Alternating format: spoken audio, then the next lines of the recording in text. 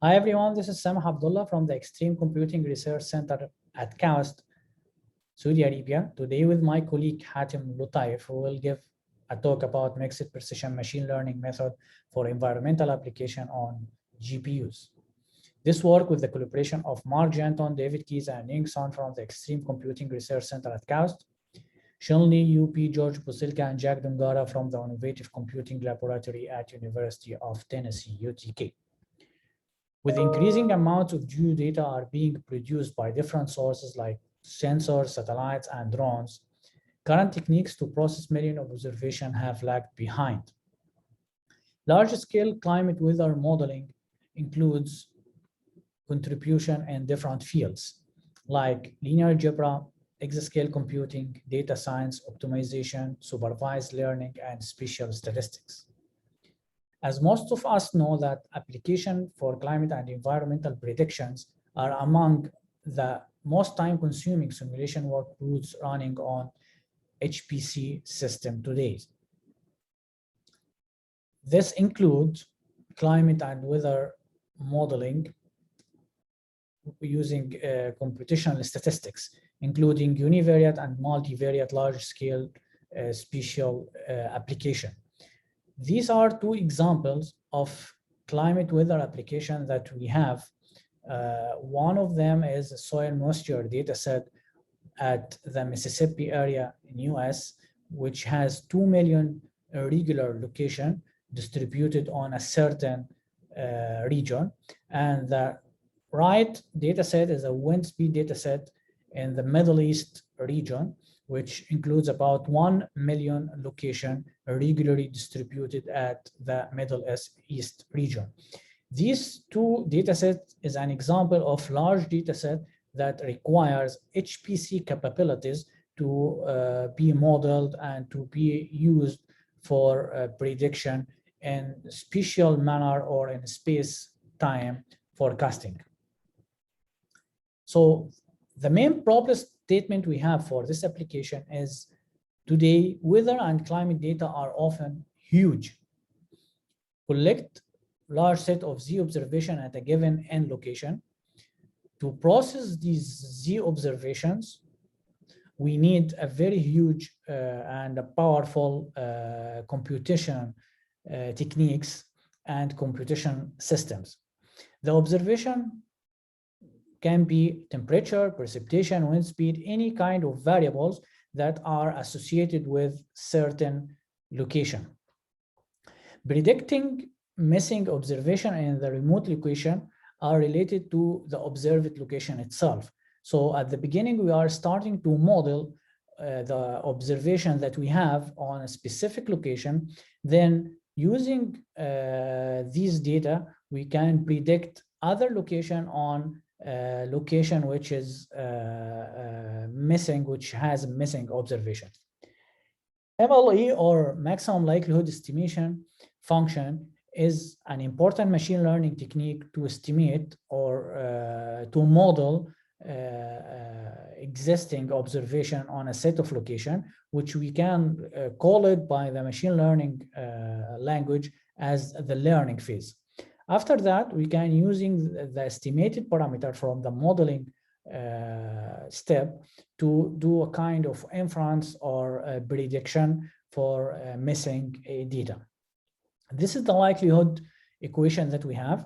As we can see, we have a term, we are calling it sigma theta, and sigma is a covariance matrix. And this covariance matrix has a dimension equal to the number of locations we have.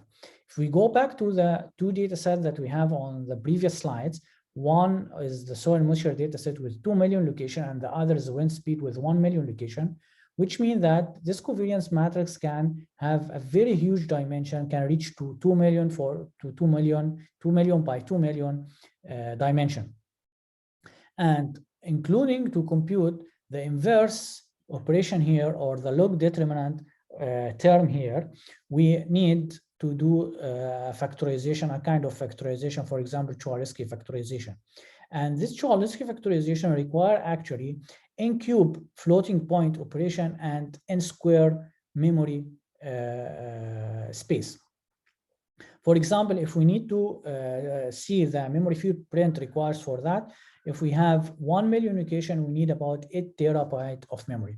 So to solve this problem, we need HPC and we need large scale system to be able to do it in dense format. So today we will introduce our software which we call ExaGeostat. ExaGeostat, as you can see on the on the yellow part here, is a framework that are trying to exploit machine learning, statistical modeling and forecasting, and the state-of-the-art linear algebra algorithm to do large-scale simulation on supercomputing. So ExaGeostat, we can define it as a software in between of linear algebra techniques, the state-of-the-art linear algebra techniques, and machine learning and statistics methods, and big data and HPC systems. So what's ExaGeostat in short? ExaGeostat is a way to combine the state-of-the-art machine learning, statistical modeling, and forecasting, HPC, linear algebra, and runtime system to process large-scale geostatistics data. The main idea here is to scale the statistical approach to analysis large geostatistical or geostatistics data, which was hard before ExaGeostat. We are also trying to optimize the performance of ExaGeostat on different hardware architecture. ExaGeostat also includes an internal synthetic geostatistics data generator for conducting numerical simulation with different kernel to better understand the statistical modeling. Currently, we support several geostatistics kernel inside ExaGeostat, including univariate, multivariate, space-time Gaussian stationary kernel, non-Gaussian kernel, and non-stationary kernel, which we are trying to support now. ExaGeostat framework has three main components. First, synthetic dataset generator, which we use to generate synthetic dataset that can be used as a benchmark for other software package, which using approximate way to compute the MLE instead of the dense way, or it can be used in our case to estimate the accuracy of our implementation before applying ExaGeostat to a real data set. The second and the most important part of ExaGeostat is the MLE. MLE component is the component that intend to evaluate the maximum likelihood function on large-scale geospatial data. And of course, this MLE or MLE function including the bottleneck computation operation on the modeling part, which is the Chwalewski factorization. Currently inside ExaGeostat, we are supporting full machine precision, full matrix or full dense computation, and also tile rank approximation and low precision approximation, as we will see on the next slides. The third component of ExaGeostat is the predictor. Once we model the data, once we have the parameter that we need for the prediction operation, we can use these parameters plus the observation of known location to predict unknown measurement in case of geospatial data, or to forecast in the future if we are including the space-time kernel. The synthetic data generator is also including computing of Chwalewski factorization and to produce both training and testing data. This is an example of very small scale synthetic data set generated by ExaGeostat, where the red spot or the red circle here represent the training data and the blue spots representing the testing data. As you can see that ExaGeostat is generating a regular observation on 0 to 1 scale to be used for the modeling and for the prediction operation. The MLE, we have this MLE function, which includes, as we said before, the inverse, computing the inverse of a covariance matrix and the log determinant of the same covariance matrix.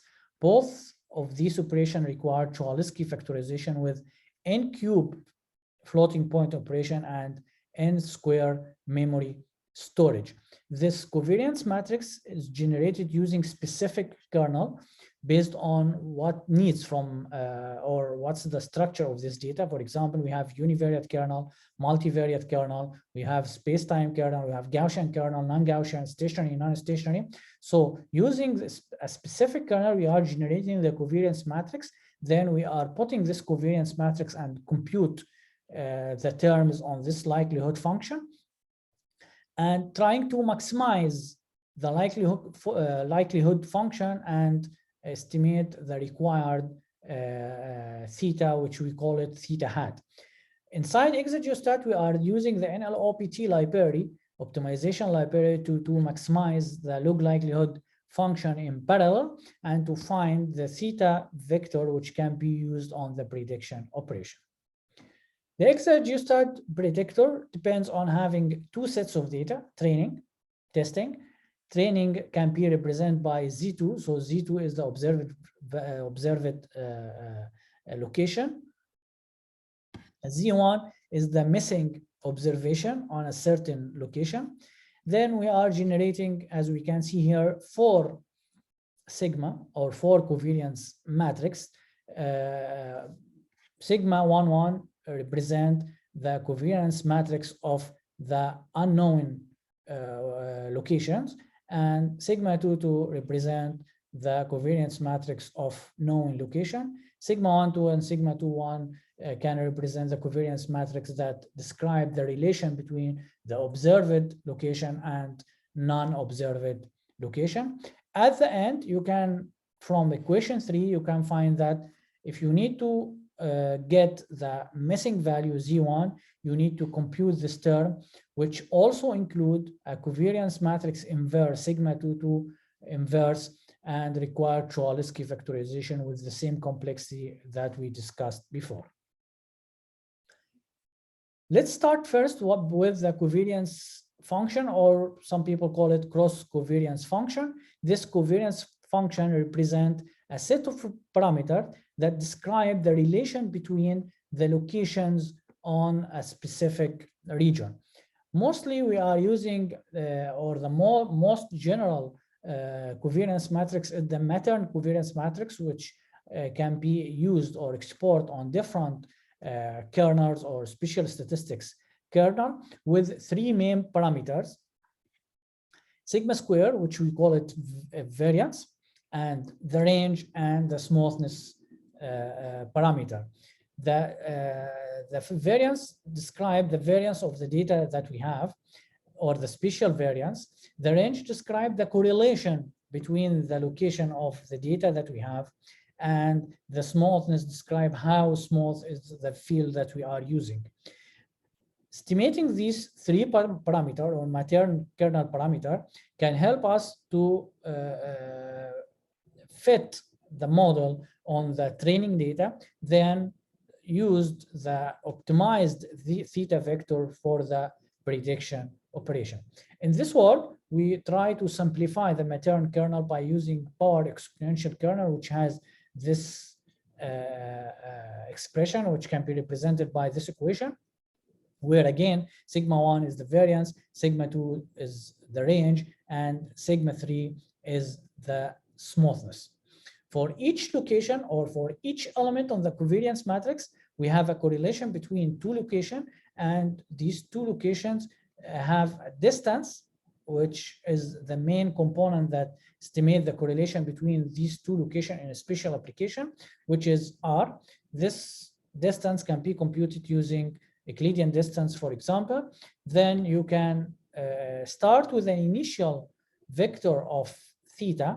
Then using the MLE, you can do several iterations with different parameters until you reach to the maximize, or until you maximize the log likelihood function. And this is what we call the optimum theta vector at the end. This is about the ExaGeostat components, 3 components: synthetic data generator, MLE, and prediction. However, also to have the most benefit, or to get the most benefit out of the software, we have different layers or software stack for the ExaGeostat software. We have at the upper level the climate weather application, which is including the kernels that we have for the modeling and the inference. And then we have the optimization library, which is used to optimize the likelihood function. Inside the likelihood function itself, we have covariance matrix, which need Chwalewski factorization. To do this, we are depending on a dynamic runtime system. For now, we have support to 2 runtime systems, StarPu and Parsec. And these 2 are representing the matrix operation as a DAG graph. Then it apply tile-based linear algebra operations to optimize the paired execution of the matrix operation at this level. Using the runtime system inside ExaGeostat enable running ExaGeostat on different hardware architecture with high performance capabilities compared to existing software that are only working on sequential manner or even in parallel manner, but only run on a specific hardware architecture. So to have an effective approach on ExaGeostat software, we do something we call separation of concerns. So we are dealing with dynamic runtime system as it is. We are dealing with advanced numeric algorithm linear algebra as it is. And we applying both of them on the domain science. In our example, it's climate weather application. In this case, we can have a contribution at this level, or even we have new kernels at this level, which will help us to optimize ExaGeostat more and more by doing more contribution on a specific part of the software. For the next slides, my colleague Hatem will give a few introduction about how we are doing the Chwalewski factorization inside ExaGeostat and what's the different variants of computation we have. And he will introduce our mixed precision approach to do computation in high performance GPUs with high capabilities and at the same time trying to maintain the application accuracy. Thank you. So Samah introduced ways on how to beat the curse of dimensionality by applying mixed precision computation into the Chwalewski factorization, as it is highlighted on the right side here in the figure, where we see 3 colors. Each color corresponds to one of the precision that is being employed on a tile basis of the matrix, and making sure at the end that we achieve the proper accuracy. So the main motivation, of course, behind mixed precision, obviously, is to achieve higher performance, right? We basically move less data around, we reduce power consumption, and all this is being motivated by the latest NVIDIA hardware features from the architecture Volta and Ampere that provide specific hardware feature that allow to run lower precision computation at a faster rate. And the interesting thing here from the table is that if you look at Volta V100, FP64 achieves 7.5 teraflop, and for the same architecture, FP16 achieves 15 times more throughput. So the interesting thing is when you look at the A100, that 15x performance improvement becomes 30x. So we have a widening gap here from one generation to another in performing FP64 arithmetic into FP16 arithmetic. Of course, the FP16 is typically the workload for AI, but what we're trying really to achieve here and presenting in this talk is to see how traditional HPC can also benefit from those hardware features. So we're really trading off precision arithmetic with performance, while making sure at the end we don't sacrifice the accuracy of the application. So to do that, we use a productive environment based on dynamic runtime system. So we have this task-based programming model where we try to schedule various tasks during the Cholesky factorization that may have various precision. And we rely on Parsec runtime system, which is a US ECP project, to basically monitor, orchestrate, and schedule the various tasks on the underlying hardware resources, and also in determining why, or when, I mean, we can basically convert a given tile into a lower precision. And this is happening really from a transparent manner. So Parsec actually employ here, in our case, two levels of abstraction. One first level is about the hardware. So the hardware is completely hidden from the user perspective, and Parsec is here to do the proper scheduling. An additional level of abstraction is at the level of the algorithm. This is where Parsec decide at runtime when to convert a given tile to a lower precision back and forth, while still making sure the ultimate accuracy of the application is not altered. So Parsec is a runtime system based on task programming model. It runs on shared and distributed memory, possibly equipped with hardware accelerators.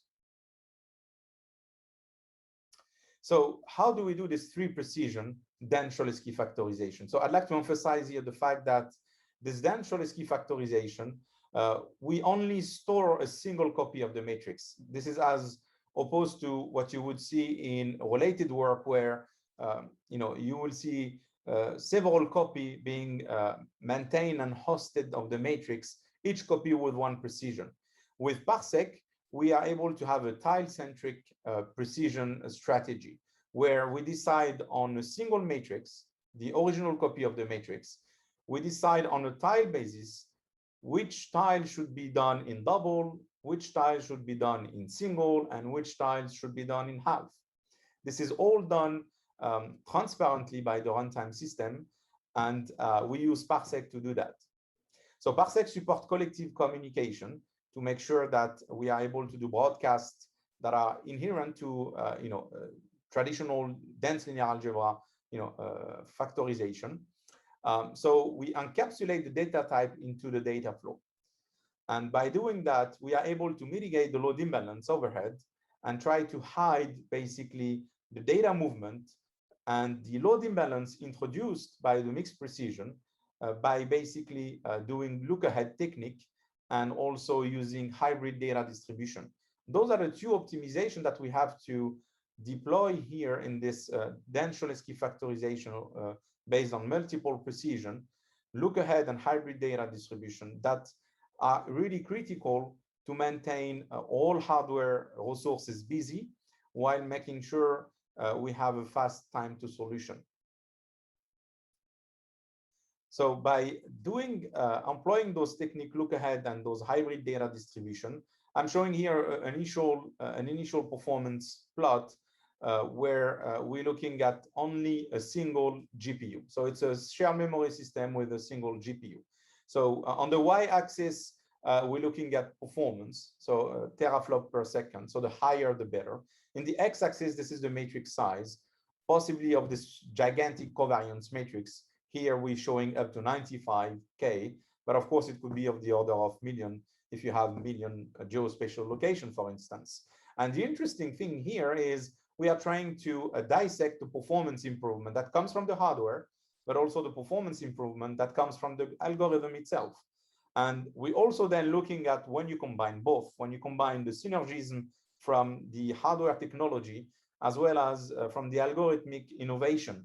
And by combining both, we are able to achieve 10x performance improvement, moving from Pascal double precision, so Pascal P100 GPU, when everything is performed in double precision, to 800 GPU, so 2 generations after the Pascal GPU, where then we mix here double precision and half precision, taking advantage of the tensor cores from the 800 technology.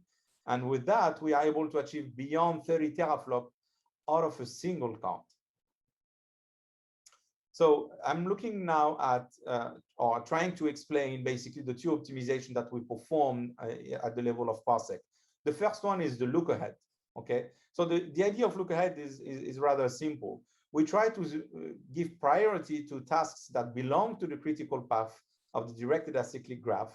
We give them priority over the other tasks that perhaps are scheduled or are located far away from the critical path, so that we can hide the data movement, the communication, the broadcast that you can see here with those red arrows.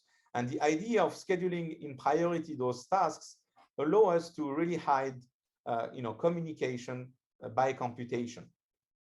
So we are expediting basically the discovery of those tasks near the critical path, and then we can generate enough workload to maintain all the hardware resources busy during the Cholesky factorization.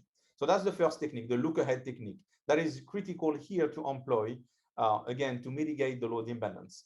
Another technique that is even more critical here is the load balancing. By introducing mixed precision computation, we are bringing load imbalance to an algorithm that typically is well load balanced, this dense Cholesky factorization. But because we are altering the precision at the tile level within the Cholesky factorization, we end up having tasks that are executing at a much faster rate than other tasks. That load imbalance is a problem for the standard 2D block cyclic data distribution that is being used across all dense linear algebra algorithm available in Scalapack, for instance. So what we are introducing here is we use a hybrid data distribution. This hybrid data distribution is basically that we're trying to load balance the workload across the various hardware resources in a way that allow us to mitigate the discrepancy in the performance of each of those kernels. So what we are doing is we employ a given data distribution around the diagonal. This is where is the critical path located. And we use another data distribution for the tasks occurring outside of the critical path.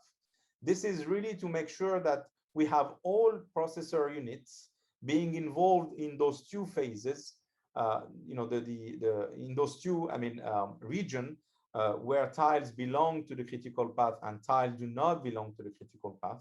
By employing this hybrid data distribution, we further increase the occupancy on those processing units. So we are looking at three systems, and we be showing performance results and the impact of those two optimization techniques that have been used within the Parsec runtime system. We are looking at three supercomputers: Shaheen 2 from KAUST, which is an Intel-based Cray XC40 system with 6,000 compute nodes, and each node has 32 Intel Haswell cores.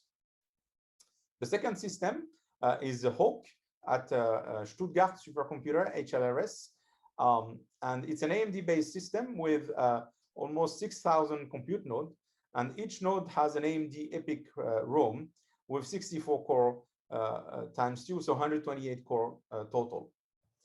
And last but not least, Summit, the system at Oak Ridge National Lab. It's an IBM-based system with more than 4,000 compute nodes, each of which has two 22-core Power9 CPUs. And each node has basically each socket has 3 NVIDIA Tesla V100. So on a single node, you would have 6 NVIDIA V100 GPUs. So you can see that those two first systems, the two Shaheen 2 and HAWK, are purely x86 based and provide support for double and single precision. Summit, in addition, thanks to Volta GPUs, will provide hardware support for half precision. So the first thing, we need to look at accuracy. It's great to employ some sort of approximation. In our case here, we lose performance in a controlled manner, but we want to clearly see that this does not alter ultimately the accuracy of the application. So the way to look at accuracy here, we look at a synthetic data set to start with and see how much those various combinations between double and single and half precision impact at the end the prediction. okay, the prediction and the estimation of those parameters that Sameh has introduced, the variance, range, and smoothness, looking at various field type, whether it's rough or smooth field. And the interesting thing here, as you can see on the right side of those box plot, there is a red line, dotted line. This is the analytical solution.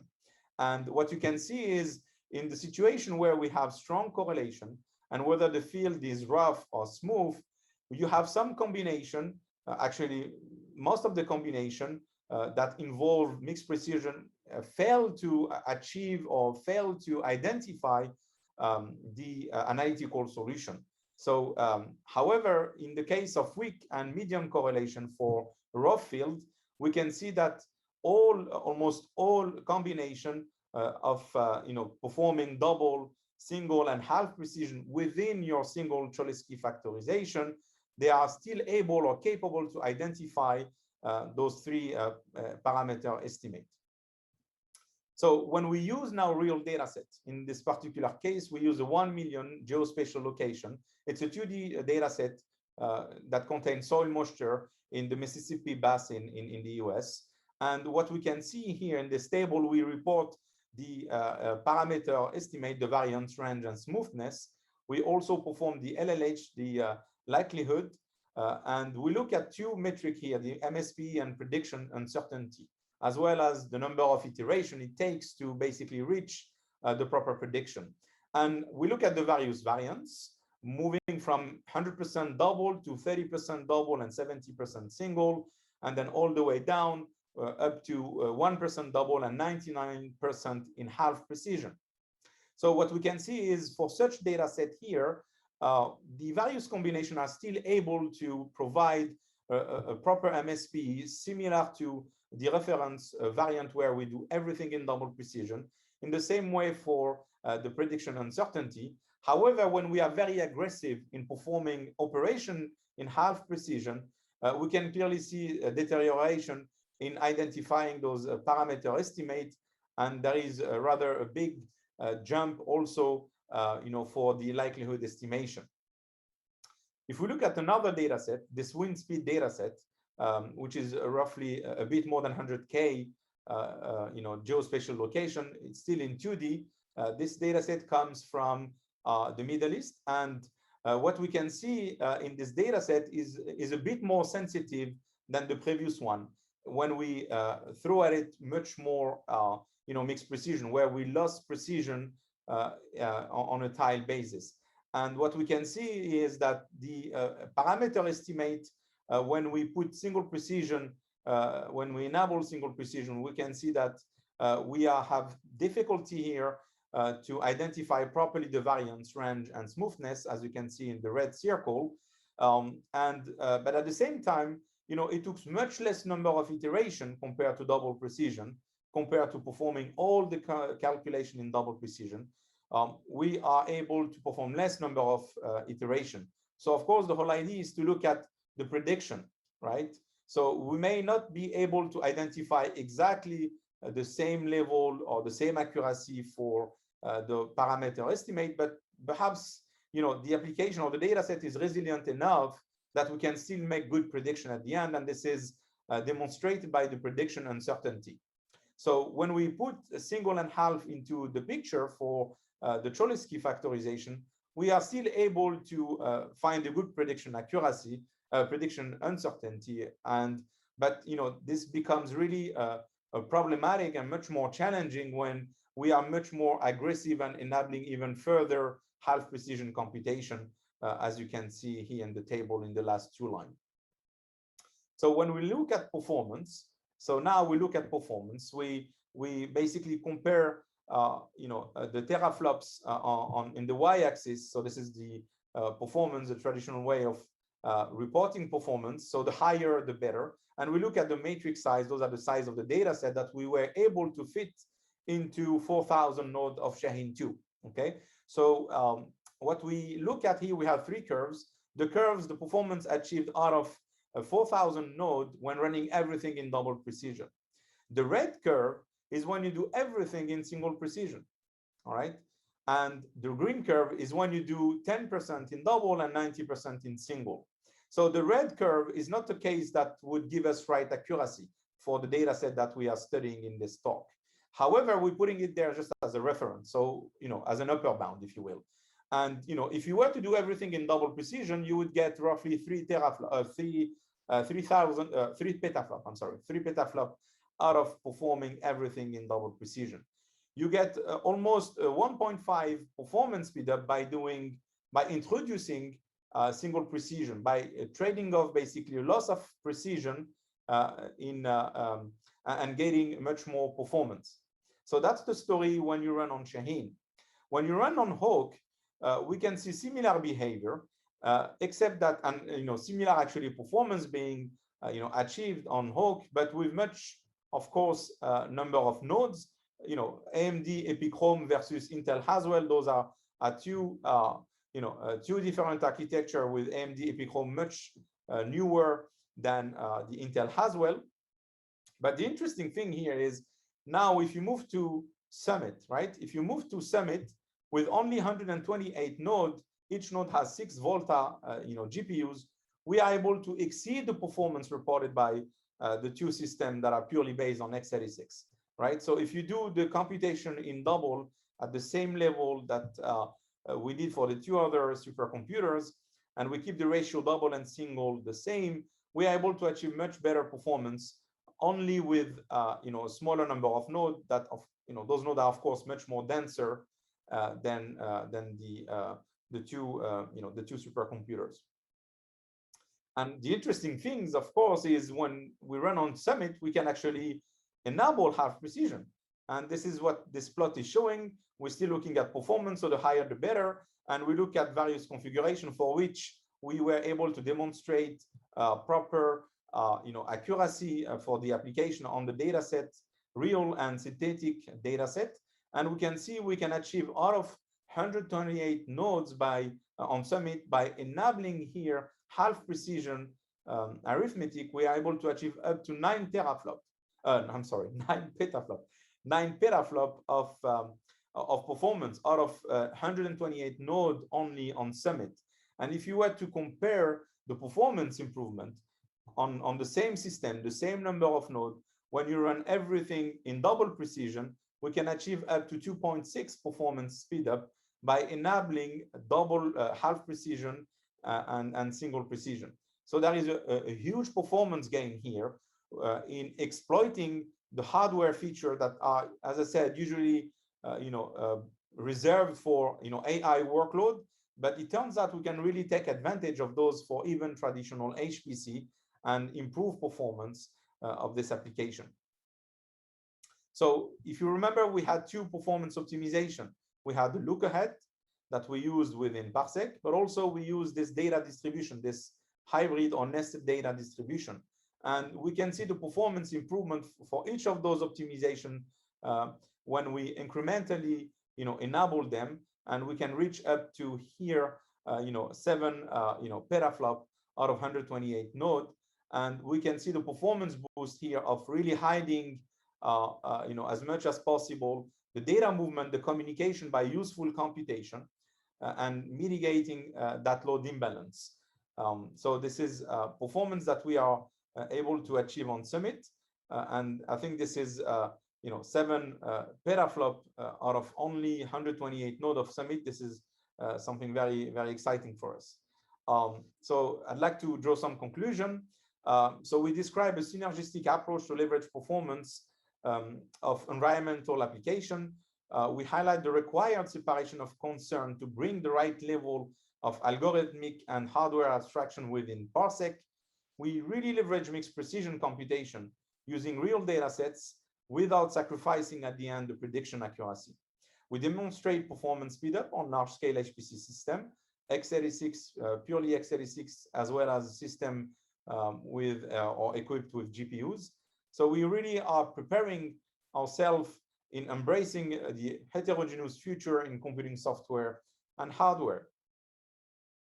So I'd like to acknowledge for resource allocation, the Chaos Supercomputing Lab, HLRS Supercomputing Center, Oak Ridge Leadership Computing Facility, an NVIDIA Solution Lab for really providing us remote access and local access for Shaheen to their facility and their resources. So I'd like to wrap up by saying that Exageostat aims to be a full software stack by optimizing statistical modeling methods in domain-specific application, by relying on really advanced linear algebra algorithms based on mixed precision, using also advanced technique from the runtime system, such as look-ahead and hybrid data distribution. And at the end of the day, we want to extract performance from large-scale HPC system. We are, of course, open for collaboration from domain-specific scientists who routinely perform large-scale spatial modeling simulations, but also from data scientists who require data modeling in general based on the maximum likelihood estimation algorithm. So I'd like to conclude this talk by thanking you for listening to Sameh and I in this talk. We hope you enjoyed it. Exageostat and Exageostat are open source software available in those URL from GitHub repository. If you have any question, please do not hesitate to contact us. We also would like to bring your attention to another session where we employ those mixed precision advanced linear algebra algorithm to computational astronomy in the session S31457. With that, thank you so much.